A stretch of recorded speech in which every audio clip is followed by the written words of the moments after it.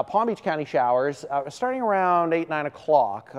Some may pop up a little earlier, but 9 and 10 is when we've seen them the last few nights, and most of them have been from West Palm and Jupiter and south toward Boca. Here's a look at overnight lows. It's a mix of 60s and 70s, and another nice evening, a little mild along the coastline with that wind coming in off the ocean.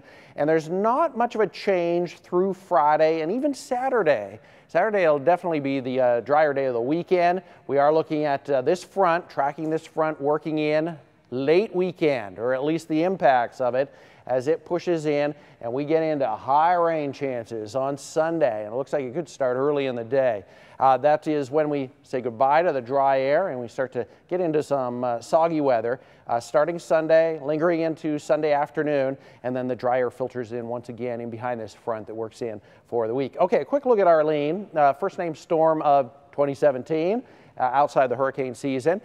This is a little unusual in the sense that this is a true tropical storm. It's not subtropical in nature.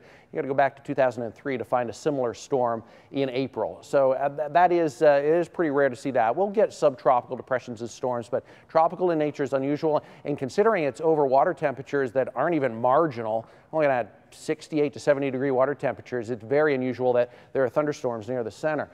Here's a look at the forecast as we get into Friday and Saturday. Stray showers. Sunday is a rain day for South Florida, and temperatures on the rise. We get up into the mid 80s both weekend days, and not much cooler actually Monday and Tuesday. That front doesn't have much of a punch to it. All right, bumpy, a little bumpy for boaters, seas 2 to 4. We've lost the small craft caution that we had yesterday. So Palm Beach County showers possible mid to late evening, otherwise partly cloudy. Lots of sunshine for tomorrow.